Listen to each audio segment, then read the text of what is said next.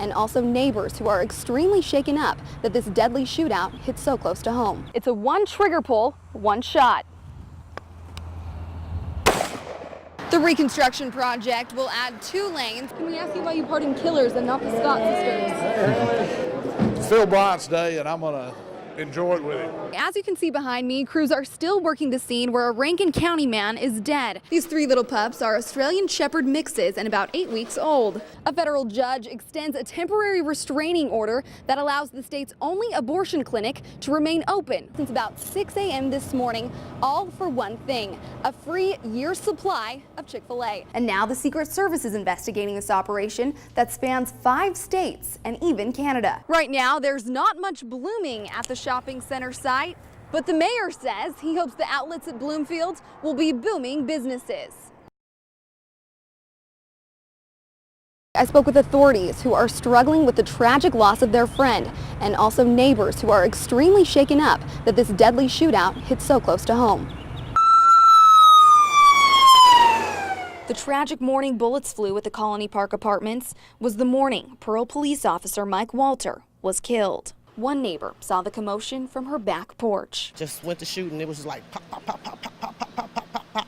And you could see the bullets coming out of the wall. I was sitting on my balcony. Police came to arrest 30-year-old Carnell Gaines Jr. for sexual battery and search his apartment for child pornography. When he wouldn't come to the door, officers entered and prepared to tase him. Gaines was hiding in the bathroom, and when police opened the door, he was waiting. The individual in the bathtub raised the firearm and shot the 2 officers.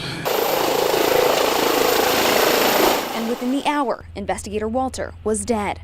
Investigator Dave McCarley was also shot in the hand and leg, but is expected to make a full recovery. The suspect was shot to death. The Rankin County District Attorney speaks to the victim's character. And know both of the officers who have been shot. They are good family men who were out here trying to protect and serve when they were, in a sense, ambushed. Fellow lawmen struggled to find words to express their heartbreak. For Lieutenant Butch Townsend, Tuesday brought back terrifying flashbacks from the town's last tragedy, the Pearl High School shooting. 35 years, I've never had a day like today. Closest thing to it, I guess, was October 1st, 1997. For now, the shots fired at the Colony Park apartments leave a small town shaken as they remember the man who put it all on the line and never came home. In Pearl, Kylee Knoles, Fox 40 News. When Charles and Tiandria Wilson got engaged, there was no question where they wanted to wed. First Baptist Church of Crystal Springs. I felt like I was somewhat at home. I thought everything was so sincere, that the atmosphere was nice, the people, the personality was nice. So the couple planned their big day, reserved the church, and sent out invitations. But just 2 days before the wedding, they got some devastating news from the church's pastor. The Wilsons claimed the pastor told them the congregation didn't want them to marry in the church just because the color of their skin. He actually said because of the fact that we were black, that they pitched the fit. And that we would not once he told them that no blacks will be allowed to marry in their sanctuary. That's what was stated. The bride says her dream day was fading fast. I was just devastated. I was actually in the middle of driving on the interstate where I had to pull over because I was in tears and just shocked. Still, the wedding went on. The pastor performed the Wilson ceremony at a different church in town. Charles says he still feels betrayed. To me, they were some of the best actors and actresses I've ever seen, because I really took them in sincere when they said they welcomed us. We reached out to First Baptist Church of Crystal Springs, but they had no comment. It's an issue Charles thought was long gone, one he hopes people can overcome. If it's happening now, here it's happening somewhere everywhere. And I think that people who are Christians should stand up. They should stand up and tell people that, you know what, that's the past. Let's work with the future. In Crystal Springs, Kylee Knoles, Fox 40 News.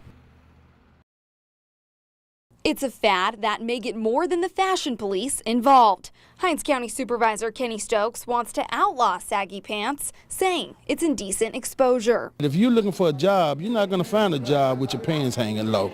The only way you're going to find a job if people respect you, how you look, and what you stand for. So again, it's time for us to say, pull these pants up. Hinds County leaders aren't the only ones taking a stance on saggy pants. The city of Columbus just passed an ordinance saying if you don't pull them up, you'll have to pay up.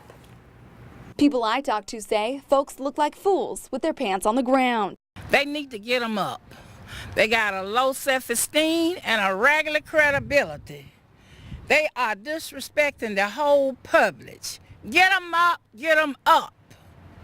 Get them pants up. It's nasty. Those who refuse to hitch up the britches may have to do community service if the proposal is passed. Some feel that's overboard. I think that's a little extreme for them to be, because it starts at home, first of all. And if the parents don't mind them doing it, then the way I see it, we should just overlook it. Is it fashion forward or a fashion faux pas? Either way, some say the sag brings some serious swag. I don't feel like it's a purpose to sagging, but everybody had their own styles, how the hip-hop, the culture mainstream. It's just like a part of a fashion industry. A public hearing will be held on the proposal, but no date has been set yet. So for now, in Hinds County, you can catch them with their pants down. In Jackson, Kylee Knoles, Fox 40 News.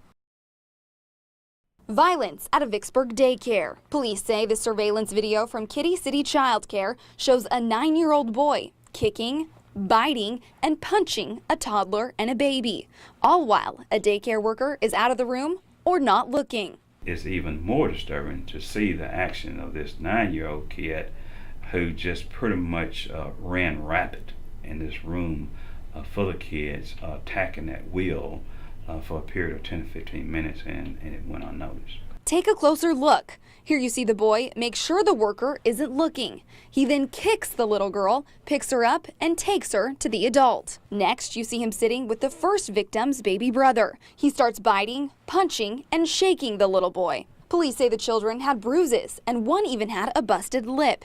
So their father, 29-year-old Jamie Williams, wanted to confront the boy. Here you see Williams walk in the room, looking for the 9-year-old. But instead, cops say he picks the wrong kid, slapping an innocent 6-year-old, and takes off. Jamie was very upset, understandably so, but that is not the way you settle your differences with attacking a child. Police arrested Williams Tuesday. He's charged with simple assault and is now out on bond. Cops have arrested the daycare worker, 49-year-old Sandra Tavillian, and charged her with 2 counts of child neglect. She's now out on bond and has been fired from the daycare.